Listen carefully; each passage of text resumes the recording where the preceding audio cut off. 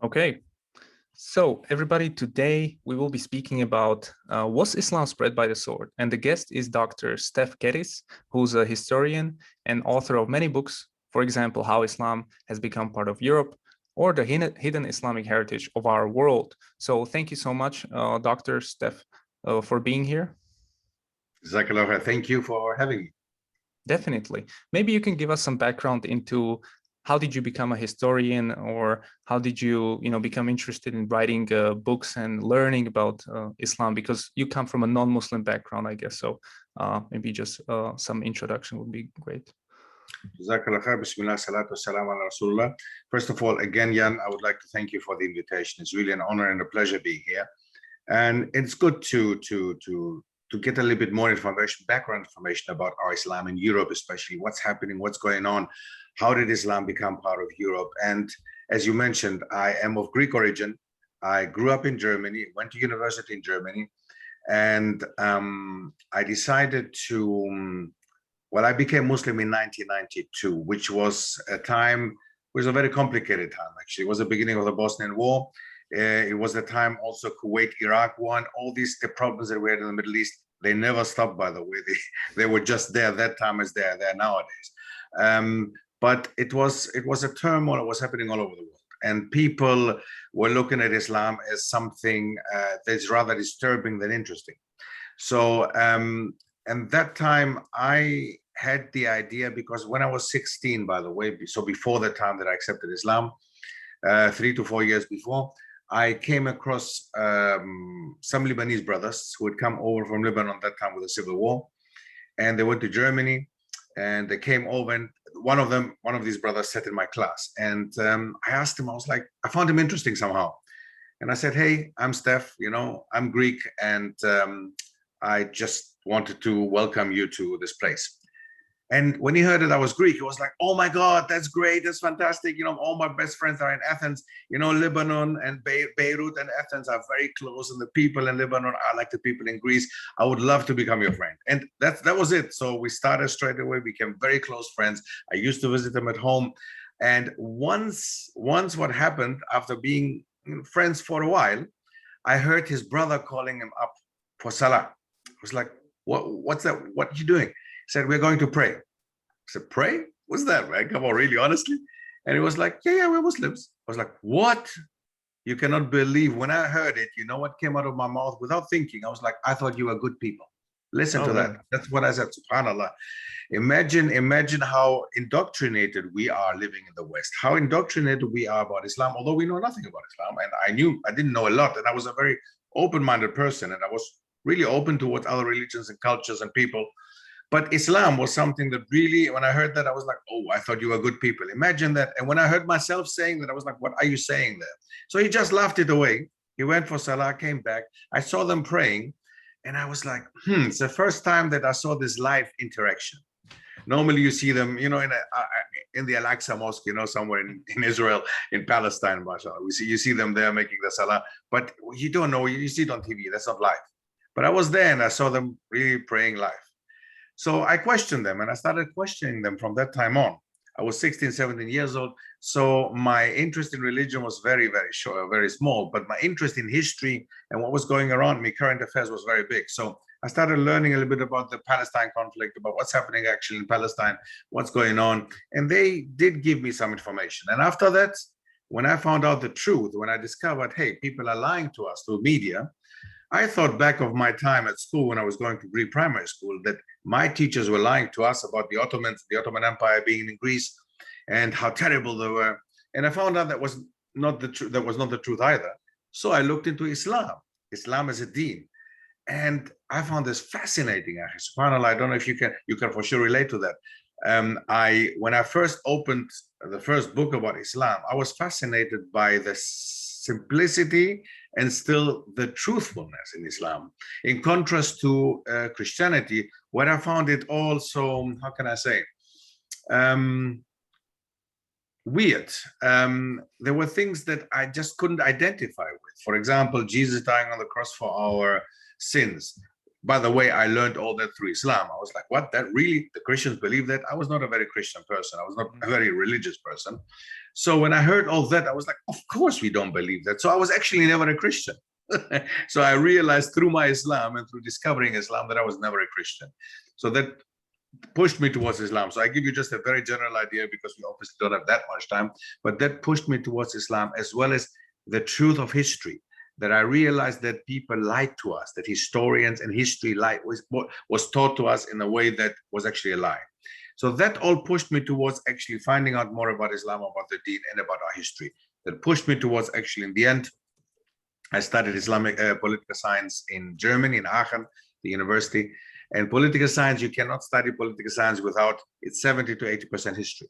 So without history, it's impossible to study politics. It's rather I would rather say, if you want to study history, study political science so that you know about the current affairs and history instead of just history.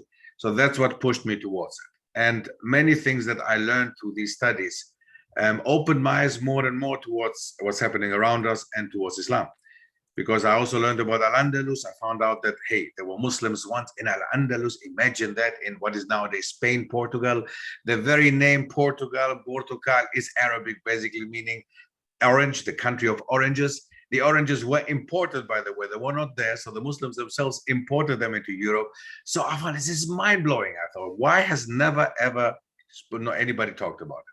So you understand, that was something that really pushed me towards this in the end. I gave you a brief idea. So that's where I am in the end. And I have done my studies in political science as well as in languages. I've learned several languages that opened the doors to archives and to important literature. I've started writing books several years ago, alhamdulillah, in German as well as in English.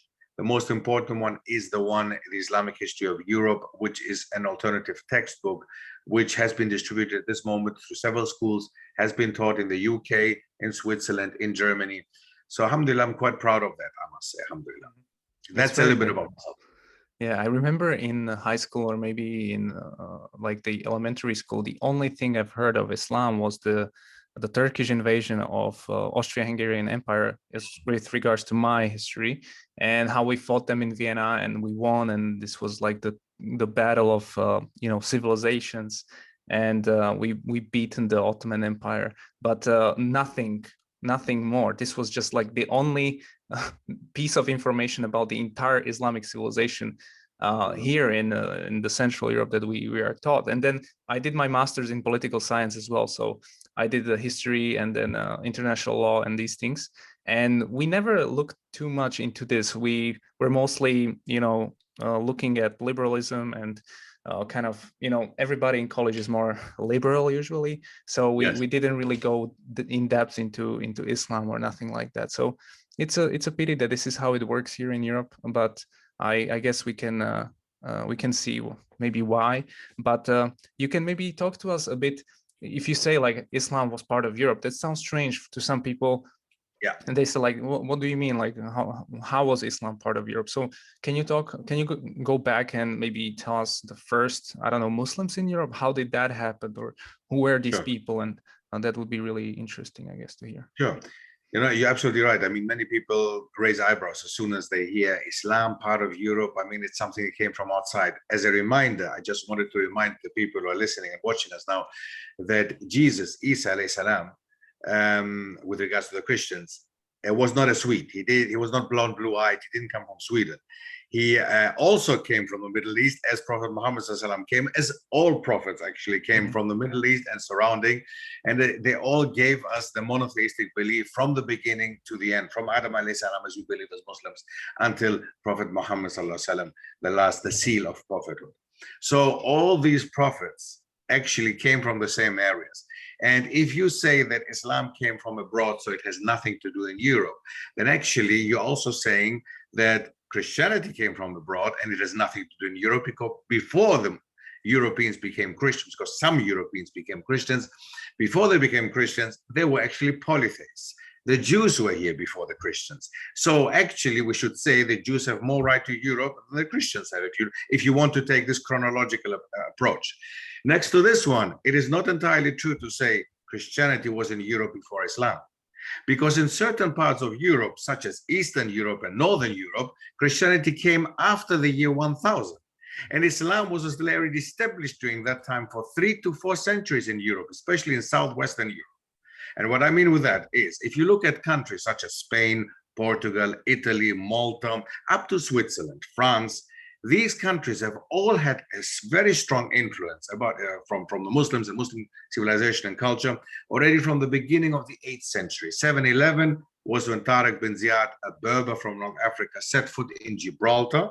The very name Gibraltar, by the way, means Jibr al-Tariq, which means the mountain of the hill of Tariq bin Ziyad. So, and many other names in Spain and in Portugal indicate that the Muslims were there and left the Arabic language behind. Okay, the very country Portugal comes from Portugal, orange in Arabic. The oranges were imported by the Muslims, by the way, sorry, not by the Muslims. And there we go to the point again that people say, yeah, but it was the Arabs. Again, Tariq bin Ziyad was not an Arab, he was a Berber. That means the original people living in North Africa were the people, the Berbers, who accepted Islam with coming of the Muslims and the Arabs. Okay, they brought Islam into North Africa and into the rest of Africa. Now, the point is, now you can say, of course, again, as many Europeans say, okay, so they invaded Europe, okay, in the 8th century, and they forced most Europeans to become Muslim.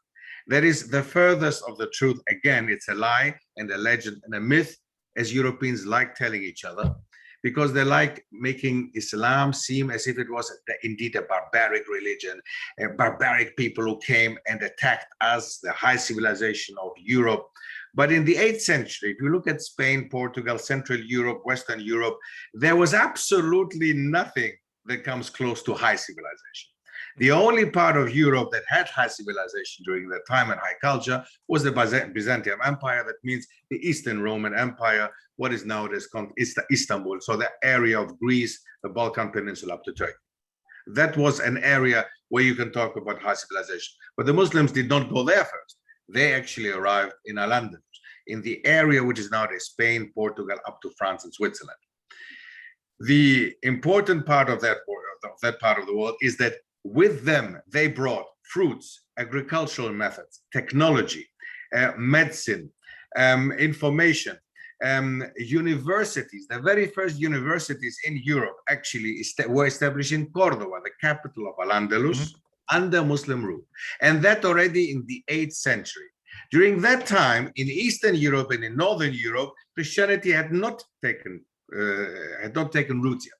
So that means Islam and Spain, Islam and Southwestern Europe had seen actually already the borders of Europe, were part of Europe already for the upcoming 300 years before Christianity even became part of Sweden, of Hungary, or of other parts of the world.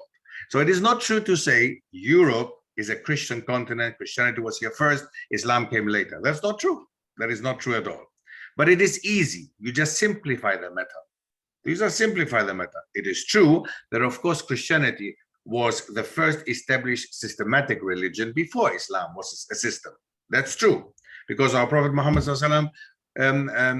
proclaimed Islam obviously in the 7th century. So in the end, yes, it is 7 centuries after Christianity, more or less. However, as I said again, the spread of Islam within 1 century was incredibly different, the spread of Christianity within the 1st century, because for the 1st century, the only way that you could see Christianity, the spread of Christianity was actually in the Mediterranean, especially in the area of Greece, up to certain areas of the Balkans and Italy. So that was in the 1st century, whereas Islam in the 1st century had gone from the Arabian Peninsula over Africa into Europe, Central Europe, a massive amount of, in a small period of time, into a massive amount of territory. So Al-Andalus is basically the very, very important first point that we have to mention when we talk about Islam in Europe. And already 711, if not even earlier, Islam and the Muslims had reached already certain parts of Europe, and definitely not with a sword. There was a lot of trade relations. There was exchange of knowledge, because, as I said, universities, the very first universities were established actually in Spain and Cordoba, and there were even European non-Muslims who came down and studied in the universities in Cordoba and learned Arabic and went back to their home countries which later became Germany, France, England, and taught actually the people that time something was incredibly advanced. So, you know, the idea of Islam is not part of Europe, is absolutely wrong, absolutely false. It's a narrative that was developed in the last couple of centuries, something that started developing actually from the Crusaders until nowadays.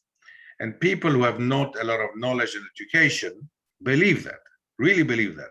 And it is something that is very deep in the European mindset. Europeans have grown up with the idea that starting already in Al-Andaluz, these guys were the Moors. They called them Moors. They didn't call them Muslims. Why? Moors comes from the Greek word mavros, which means black. So they called them Africans. So they said, these African Muslims against us white European Christians. And this narrative, I think the way I said it to you, I think it rings a bell. You're like, wait a second, this is what they're telling us every day here. They say Islam came from outside. It comes from Africa, from Asia. It's not part of Europe. Europeans are not Muslims, right? So these strange African Muslims came and brought Islam. These strange Asian Muslims came and brought Islam, right? So that's the narrative that goes on. So you've mentioned the spread of Islam in the first 100 years was incomparable to Christianity, because I guess Christians were also persecuted after after the death of Jesus in their kind of sense. So how, people will assume, well, if the empire spread so fast, or Islam spread so fast, it must have been spread through, you know, forced conversions or war. But if we look at like just Indonesia, and if we look at like how Islam got into Indonesia, which is now the biggest Muslim country in the world, there was never any war, there was never any invasion. It was converting the elites of the country, plus having trade relationships and mixing up with people along the trade routes, right? So how do you explain to people that these, you know, initial, you know, expansion of Islam, how would you explain the spread of Islam in the beginning, whether in Europe or not, you know? Exactly, you're absolutely right. I mean, I have to laugh every time that people mention Indonesia. You're right, Indonesia is the biggest, the largest Muslim majority country in the world.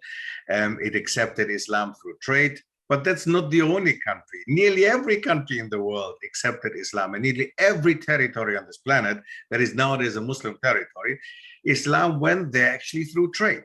The whole of Asia had the Silk Road. The Silk Road was what? It was basically an exchange, a modern, you know, a modern, I would say, a globalized marketplace, world. A global market, absolutely. So it was nothing else but what we call nowadays a global market, right? The globalization had started at that time. So now we had Muslims coming. I mean, China has more than 100 million Muslims. This is a tiny minority for China, but it's a massive amount of Muslims for Muslims. If you imagine that the biggest amount, Arabs are less than 100 million, the Turks are 85 million. So 100 million is a very big amount. And there's China. So there, Islam did not go only through the Silk Road. It was just exported through the Silk Road, but it had already been there during the time of the Sahaba. There were Sahaba who had actually been already in China and had already contact with the Tang dynasty, for example, that time. So Chinese Muslims, absolutely normal. They even allowed them to build mosques there, which looked like temples, which again is a typical sign of Islam, that Islam is adaptive. It is something that fits to its environment, its surrounding, and its people, okay? Islam has clear roots and clear frameworks, but it also is flexible and adaptable, in contrast to what we see nowadays from certain Muslim people who actually try to make us believe that, no, we cannot take from there, we cannot do this, we cannot do that. That is not true. There is a framework of Islam is extremely big.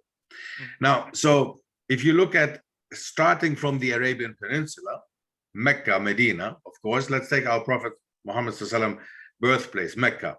From Mecca, what happened? Did Rasulullah ﷺ start a war in Mecca? If he wanted to, right? No, he didn't do that. He didn't start a war. Islam did not spread in Mecca because of Prophet Muhammad ﷺ fighting, right? We all know that. So the first people who accept Islam, it was actually very peaceful. It was people around him. And it spread throughout the people in Mecca until people in Medina accepted it and established a state in Medina without any bloodshed.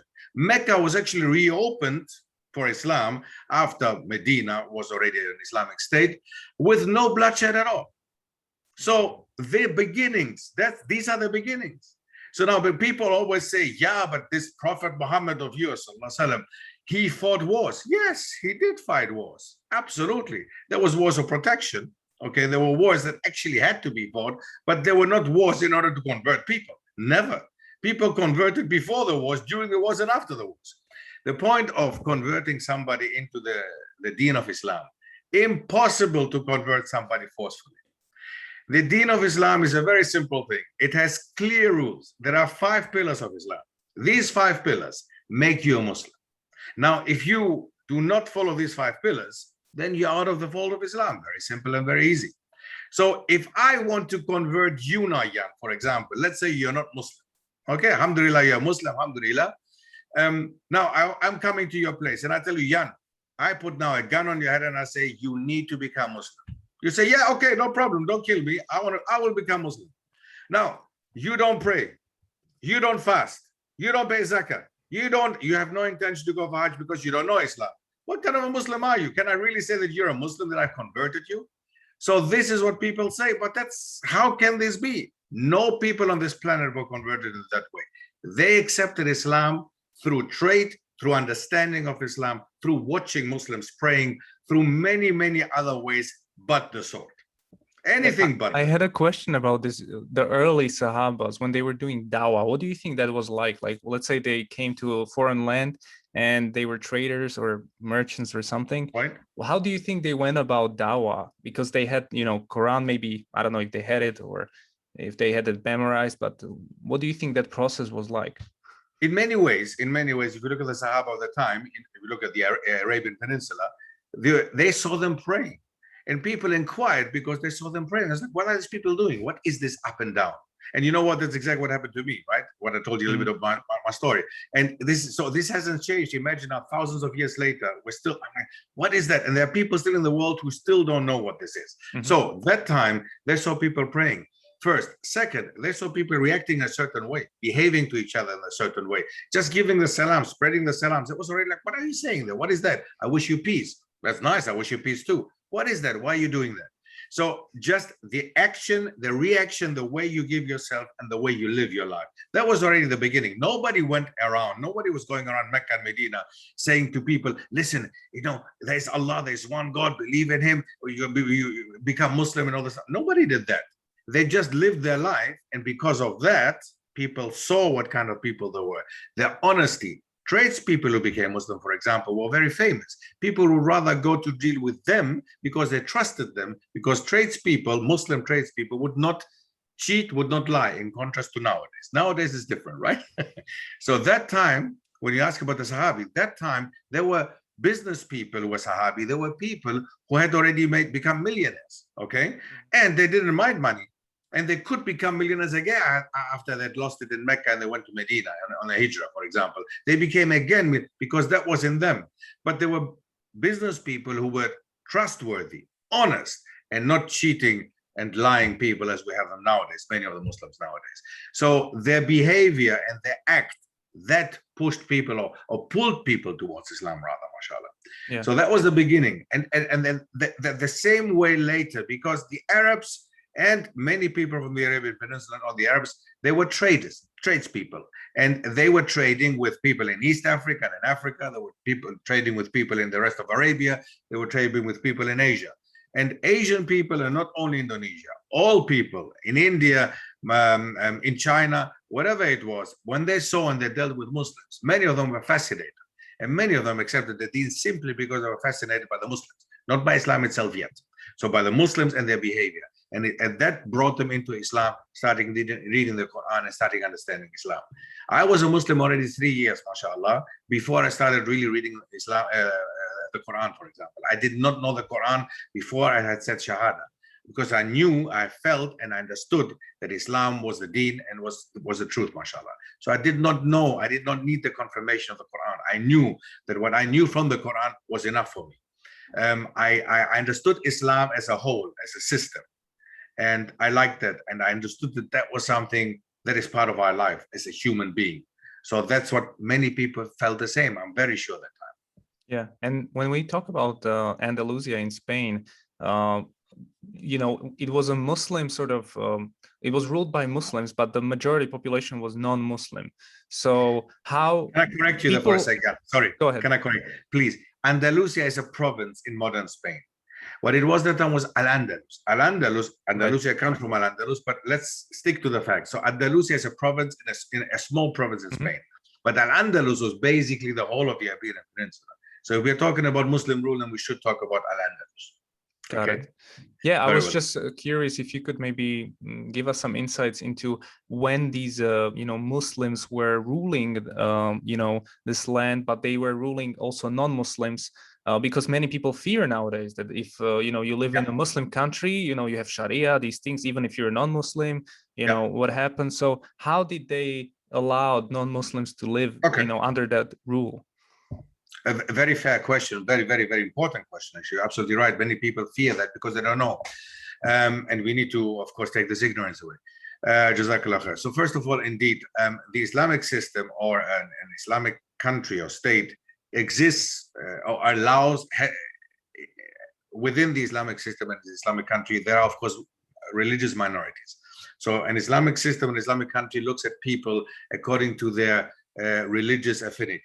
So they don't look at your ethnicity, color, or whatever. They look rather into their religious affinity. For example, this is called the millet system.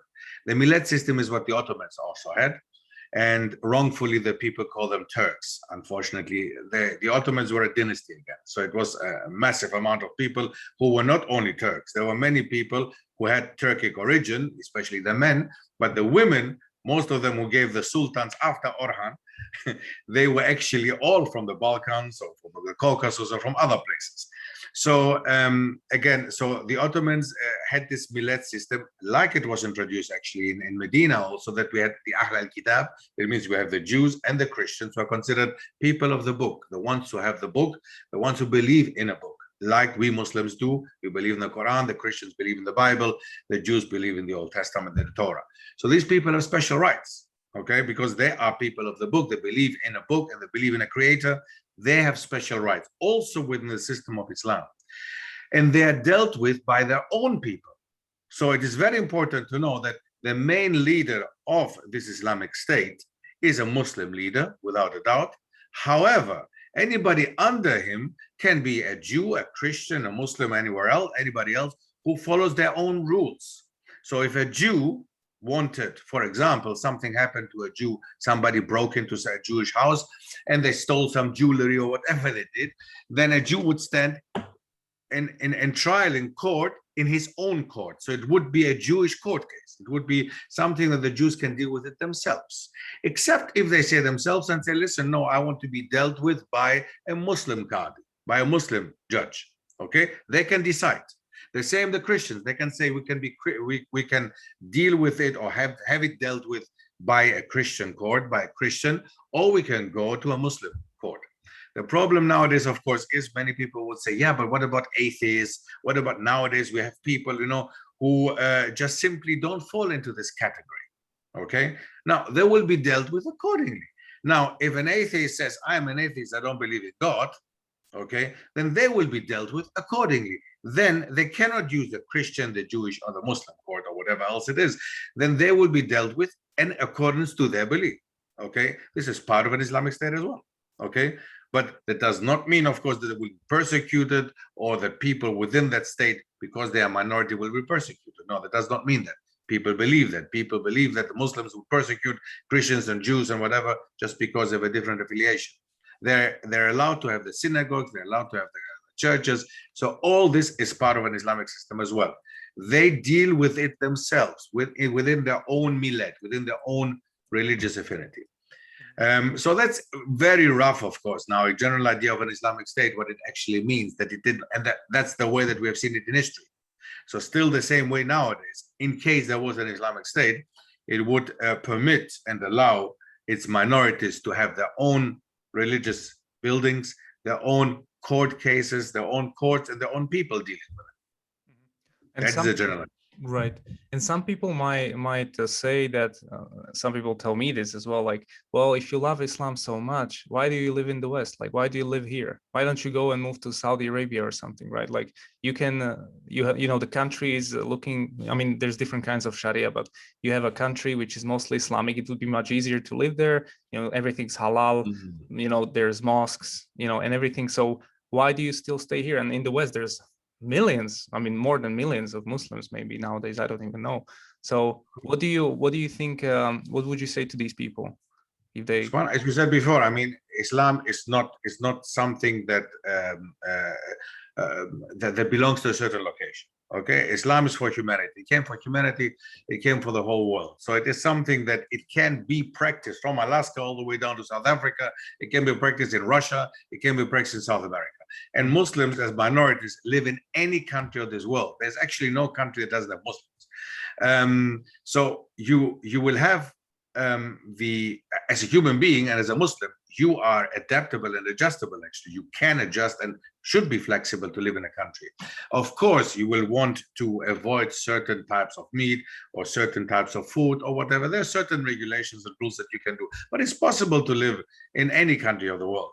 So we don't have to go to a specific country. Saudi Arabia is one out of 50 plus countries in the Muslim world. So we have more than 50 Muslim countries out of 200. That is a quarter of the Muslim world, of the world. A quarter of the world, Muslim countries, right? So if you want to choose, we can also choose and go to Morocco. We can also choose to go to Senegal. We can also choose to go to wherever else we can go, Indonesia, whatever.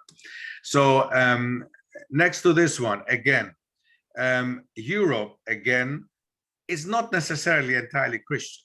Okay, just because people believe or think that Europe is built on Christian roots, it was never built on Christian roots. Okay, the first Europeans, the Greeks, the ancient Greeks believed in the 12 gods. Okay, they were actually polytheists. Okay, so then the Jews after that, then so many other denominations that existed within Europe, and especially polytheists who existed here within Europe. So there's absolutely no restriction in who is supposed to live in Europe and is not supposed to live in Europe. yeah So you can freely decide if you want to live in Germany, in Hungary, in Czech Republic, or in Sweden, or wherever you want to live. You don't have to go to a Muslim country. However, of course, it will be easier having mosques around you, and it will be easier to hear the adhan. It will be easier to raise your children in a Quran school, or whatever else you want to do. But nowadays, it's not black and white. I mean, there are problems in the Muslim world as well as there are problems in the non-Muslim world. So, and sometimes they're the same problems. So it is not black and white. It's not something that is that can be discussed within 2 minutes. It has its difficulties as well. So you have the right to live anywhere you want to. By the way, this is your country. You come, you have a background which you have, and you are, that is still your right. Just because you change your religion does not make you suddenly non-European. The same with me. I'm a double European. Okay, like, and I keep saying that in lectures. I keep saying, guys, you know, since when have I changed my color and my appearance just because I become Muslim? Now, I do believe in a God, and I do believe in him in a different way than Christians do or whatever. However, I'm still European. I'm double European. I didn't change my ethnicity. So being Muslim and being European, there is no problem at all. By the way, we have at this moment in Europe 5 Muslim countries, from Albania all the way down to Turkey. These are all Muslim countries in the Balkan Peninsula. So and there are non-Muslim countries that have a massive amount of Muslims. France has nearly 10% Muslims. So I mean, what are we talking about? So that is not, people talk a lot, but they need to talk with facts, and which they don't do. yeah I guess people are afraid, you know, when you accept Islam, you have to change your name, grow a beard, and move to another country, which is completely not the case. Like I don't plan to move out. I'm going to Istanbul in a few weeks, but I don't plan to move out anywhere. Like I feel still, I don't feel nationalism or something like that, but I feel like this is I have family here. I have everything set up here. Like why would I have to leave? Like if they allow me to practice my religion here, I'm staying, you know, even though it's a more difficult, obviously, than if I would live somewhere else. But there, for example, I wouldn't feel the same, you know, cultural kind of, it's not my culture, for example. I'm not talking about religion. The language is different, you know, so there will be different challenges there as well. So, you know, absolutely. I mean, you got a very fair and very important point. That is the most important one. From the moment that you as a Muslim have the freedom to practice your deen and have the freedom to be a Muslim, then there is no need. However, from the moment that they start actually restricting your freedom, restricting you from being able to practice your deen, such as in certain countries, then I would say, yes, it's about time to think about a point where you would have to look into. And plan B and C nowadays in Europe, I admit that for you and for me, plan B is necessary. So you're right to think you don't need to leave your country. However, plan B and C is good to have one. Yeah, definitely need to think about my plan B and C then. But yeah, so you've mentioned you mentioned Istanbul. Sorry for interrupting, but you mentioned Istanbul. I mean, Turkey is the closest we have as a Muslim country in Europe. Of course, there is Bosnia as well and Albania. However, Turkey is more a country where nowadays, especially as a European, you don't feel so strange. Islam is there. Modern Europe is there. Europe is there. You can find anything you want to, and you can live as you want to, mashallah. So I think it could be a way out. Bosnia, again, is a very interesting and nice country to look into, but we have to, of course, think further. What you're going to work in, you need to also earn your living. So all this you have to pay attention. And as you mentioned, the language you have to learn. So there are many factors you have to consider. Yeah. Do you know the last country that accepted Islam as and became Islamic? When did that happen? Because obviously we have huge minorities in the UK and France, but these are not Muslim countries. But a country which accepted Islam, like Bosnia, for example, I think it was 17th, 16th century. But what was the last country that so kind of became Muslim, from the government perspective? It's a good question, but it will not be neither in Asia nor in Europe. It would rather be in Africa. So, for example, in the 18th and 19th centuries, you still see Islam growing in Africa, especially in East and West Africa. You still see countries that actually, or people as a whole, en masse, accepting Islam, such as in East Africa, Tanzania, for example. I mean, by the 17th century, nobody was Muslim, actually. But then the more Uganda, it would go into Islam would go inwards, basically coming from the coast. So you would see certain countries, and I cannot tell you the exact. I cannot remember at this moment. Actually, I've never thought of that. It's a good question, which I should look up. Which one could have been the last country? But it would rather be in Africa, I would say, because they're still in the 18th and 19th centuries. Islam was still spreading. Even until nowadays, the 20th and 21st century, you will see still Islam spreading in Africa very quickly and quite fast, actually. So I would rather say it would be countries in Africa. Yeah, because it's interesting to see some countries accepting Islam in the 8th, 9th century, and then some in the Middle Ages and some later. And now maybe even in the future, there will be maybe a country once it's, Islam grows in that specific population. So it's really interesting to look at that. And you've mentioned Northern Europeans or Eastern Europeans had some contact with Muslims. Are you talking about Tatars, or who are these Muslims in that part of With Europe? regards to Eastern Europe, yes. I mean there's a very complicated and massively rich history of Muslims being in Eastern Europe, which is absolutely not mentioned at all, and it's always pushed aside. But we should not forget the Pechenegs, for example, and the Pechenegs who came from Central Asia as well, like the Turkic people later. They also had Muslim minorities within them. And the Pechenegs went all the way up to Bulgaria, for example, and you would have the original Bulgarian people actually were being Turkic origin and having a lot of Muslim influence, and Islam later was part of their life, not as it was Bulgaria. Actually, if you look at Bulgaria, until the Second World War, Bulgaria was actually 50-50. 50% Muslims, 50% Christians, until they got rid of it. It was a mass exodus and a genocide, a clear massacre actually towards the Muslims in Bulgaria especially, and many other parts of the world.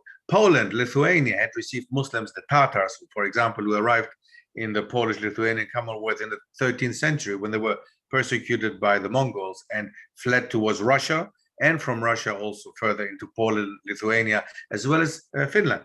In Finland, there are also Muslims who came of Tatar origin, mashallah. So yeah, you will find Tatars there. But before the Tatars already, there were the Pechenegs, as I mentioned before, and some other smaller tribes that actually had settled in Eastern Europe, but had to assimilate.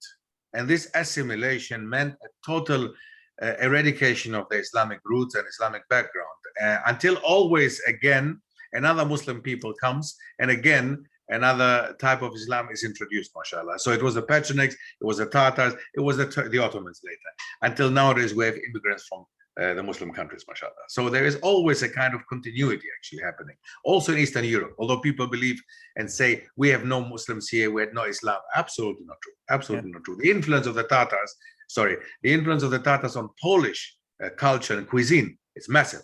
The influence of the Tatars on culture and civilization in Finland is unbelievable. People don't know that. But 1% of the Tatars had a massive influence on the development of Finland, subhanAllah. Yeah, the most traditional meal here in Czech Republic is called the Tatar dish. There you go. And nobody knows what it means, you know, like it's pretty crazy. So yeah, and then so how about you know, there was this spread of Islam, and obviously there was a golden age of Muslims and Islam, but then something happened. Can you pinpoint a specific event in the, let's say, 15th or 16th century? Because I've heard that you know, the Gutenberg revolution happened in Europe, and there was a let's say typewriter invented, and this kind of pushed away the Muslims, or they fell behind technologically, or something happened, and then the colonialization started. So do you know like what sort of events took place in that period of few decades that sort of, you know, left you know, Muslims and Islam in kind of the second wheel? Yeah, indeed. I mean, after Al-Andalus, of course, the Al-Andalus fell in 1492. That means the last province, Granada, fell in 1492. The development of Christian Europe by the 15th century, was actually going towards the Americas and Africa. So that time, indeed, colonization, the first ones to colonize the world were actually the Portuguese. And interestingly enough, Portugal, which was part of Al-Andalus, was the first Christian country, Christian nation in Europe, which saw itself as a nation and could not go further into Europe, but had to go towards the West, so had to go towards America. And that's when they established the biggest South American country, which is Portuguese-speaking Brazil. Yeah. So, as well as other colonies in Africa. So that was an important breaking point for Portugal and European development, when the Spaniards also followed, of course. But before that, other things happened, and you mentioned the printing press, for example. You mentioned that very well. A very important point when the development of the printing press developed in Europe, especially in Central Europe, the Gutenberg Bible, as you mentioned before, you know, Germany and Central Europe, when they started printing, and the Ottoman Empire during that time, we're talking about the 14th, 15th, 16th century, when the Ottoman Empire became a very big empire, exchanged the empire of Al-Andalus as a Muslim empire, and was in southeast Europe, the Balkan Peninsula up to Vienna and Austria. At the beginning, when you look at the development of the Ottomans in the 13th, 14th, 15th centuries, you see that actually there was technological advance because the cannons were invented by the Muslims. You look at a war technology, which was very advanced, but also other parts of technology and agriculture, as in Al-Andalus was the case, was also the case at the beginning of the Ottoman Empire. So they were actually bringing a lot of knowledge and technological development into the Balkan Peninsula in the first 100, 200, 300 years.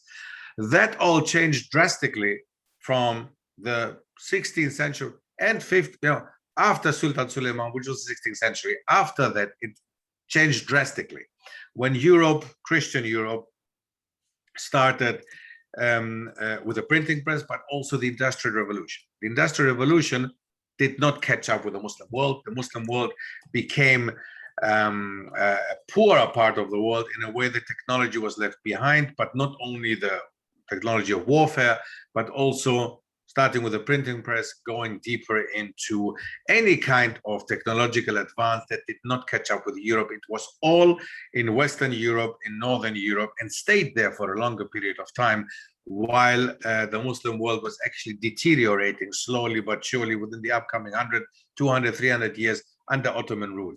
The Ottomans did not realize that allowing their Christian and Jewish subjects to print freely, but not their Muslims, was one of the ways that kept the Muslim world back.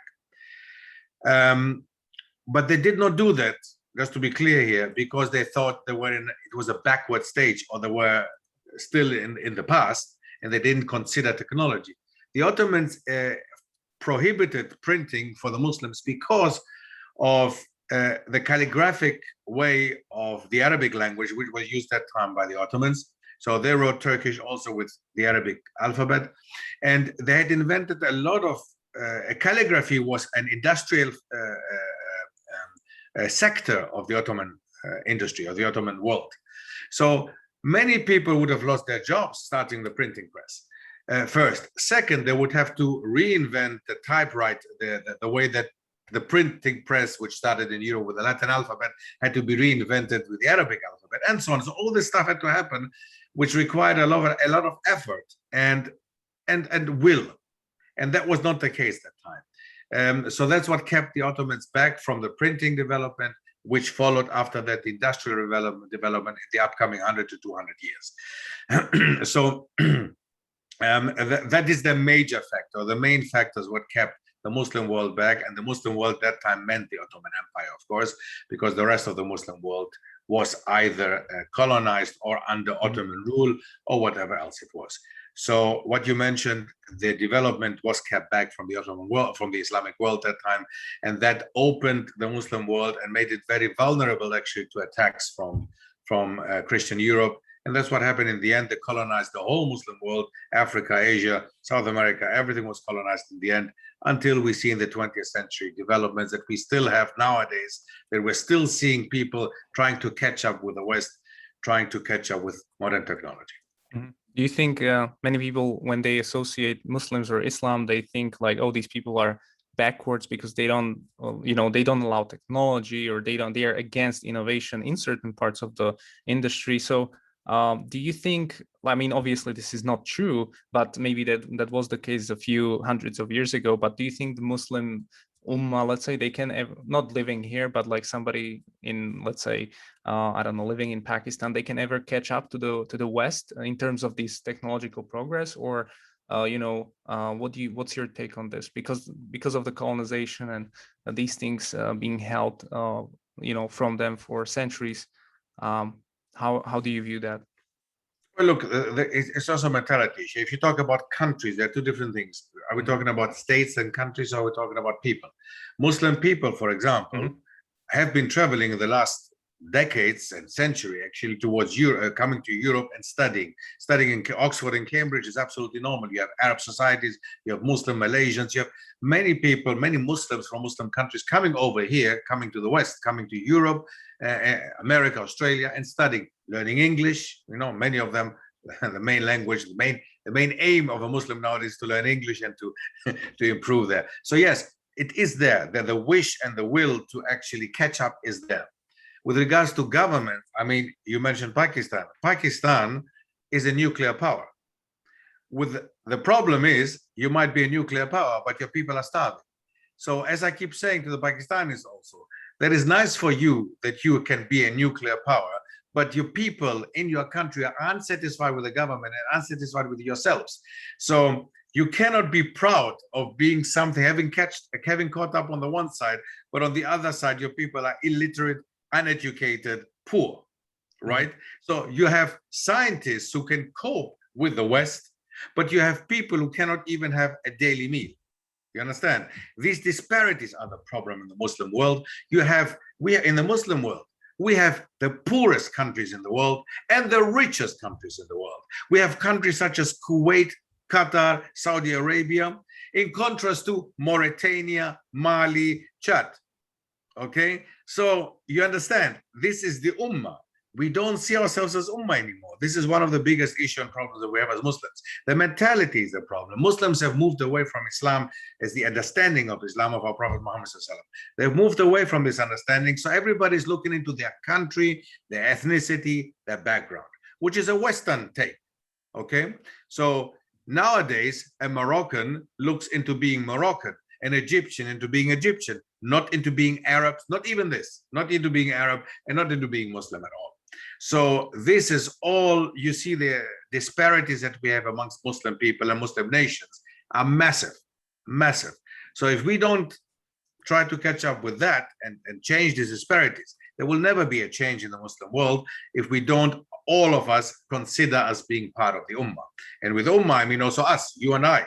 We should actually also be considered as part of the Ummah from Europe, So if we have problems in Europe, such as our brothers have in certain countries, such as in France, then actually the Muslim world should open and say, brothers and sisters, come to us. We welcome you. You have problems in France, come to us. We would like to help you. But I don't see that happening. If you have problems in the Czech Republic or wherever you are living, brother, you should actually have the chance to go to Kuwait, Saudi Arabia, whatever. But do you think you have this? I have lived in these countries, and if I didn't have the education that I had, I wouldn't have had a job. So nobody wants you then. You understand? So this part of the Ummah, the feeling, we don't have this. We don't have this anymore. We have lost it. And this mentality has to change, first of all.